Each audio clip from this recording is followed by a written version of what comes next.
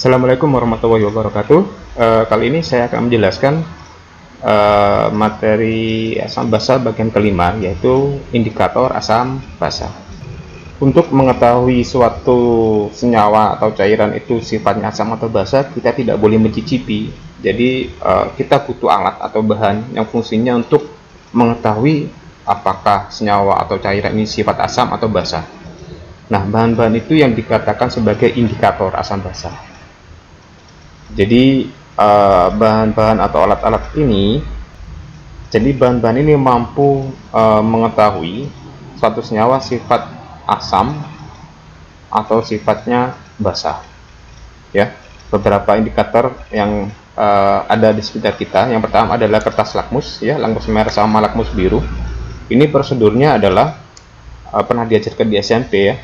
Jadi kalau ini lakmus merah, kalau dia dicelupkan ke senyawa basa atau larutan basa, maka dia akan berubah jadi biru.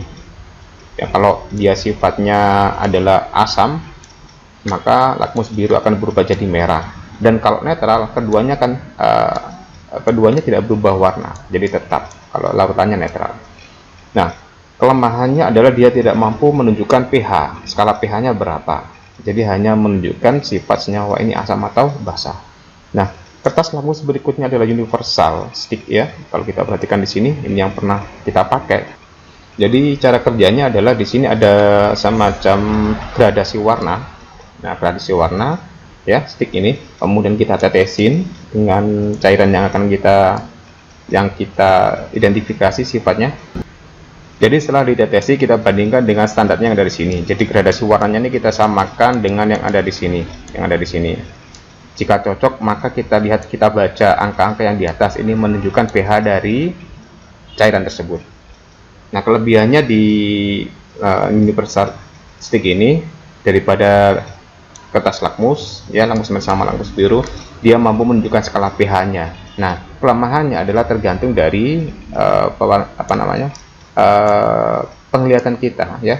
Jadi kalau warnanya kita membandingkannya antara 4 dengan 5, tentunya sisinya sedikit. Nah, itu cara menyimpulkannya, tergantung kita.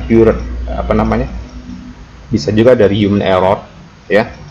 Jadi kelemahannya juga dia tidak mampu menunjukkan skala pH-nya dengan tepat. Kemudian berikutnya adalah pH meter, ya. pH meter di sini ini yang sering digunakan di perusahaan atau di sekolah, juga ada di laboratorium banyak, ya. Di sini ada sensornya. Cara kerjanya adalah tinggal dicelupkan aja ke dalam larutan yang ingin diketahui. Kemudian di sini muncul angka. Angka itu menunjukkan pH dari cairan tersebut. Kelebihannya memang dia mampu langsung menunjukkan skala pH-nya. Cuma harganya mahal. Nah, berikutnya adalah indikator alami. Nah, indikator alami ini adalah bahan-bahan yang ada di sekitar kita. Ini ambil contoh adalah kubis ungu, bunga mawar, sama bunga sepatu. Nah, ternyata bahan-bahan alami yang ada di sini itu mampu bisa menunjukkan perubahan warna ketika ditambah asam maupun basa. Nah, untuk mengetahui bagaimana cara membuat indikator alami, itu bisa kalian lihat di video saya, ya, membuat indikator alami. Ada di channel YouTube saya, cara membuat indikator alami. Ternyata bahan-bahan alami ini sih mudah kita dapat. Cuma dia hanya mampu menunjukkan sifat asam atau basa tanpa sampai ke skala pH-nya. Berikutnya adalah banyak sekali, ya, indikator-indikator universal cair seperti brom timul blue, metil kuning, brom timul blue, metil jingga, dan sebagainya. Nah, trayek perubahan warnanya timul biru, contohnya, ya, ini saya ambil contoh aja, dari merah menuju kuning, dari merah ke kuning. Kemudian range pH-nya antara 1,2 sampai 2,8. Artinya kalau dia warnanya merah ketika dicampur dengan cairan, maka pH-nya nanti kurang dari 1,3. Kalau ditetesi timul biru warnanya kuning, cairan tersebut pH-nya lebih dari 2,8. Ini range pH namanya. Kita ambil contoh saja, ya, contoh soal. Suatu cairan X diidentifikasi dengan 3 indikator berikut. Ada metil merah, ada fenolftalin, ada brom timul biru. Perubahan warnanya, ya, jadi kita cek satu persatu. Sampel pertama kita tambahkan dengan metil merah. Nih, kasih metil merah. Yang terjadi adalah berwarna kuning. Kita lihat metil merah. Ini metil merah. Dia ketika ditambah metil merah, cairan X ini berwarna kuning. Jadi pH-nya itu lebih dari 6,2. Seperti ini. Kemudian yang kedua dikasih fenolftalin, tidak berwarna.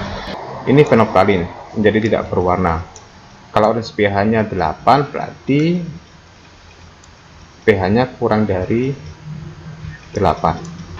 Kemudian dikasih bromtimol biru, warnanya biru. Kalau kita perhatikan bromtimol biru dikasih cairan tersebut warnanya biru, itu artinya pH-nya lebih dari 7,6. Nah, yang di sini menunjukkan range pH dari larutan tersebut, dari cairan X.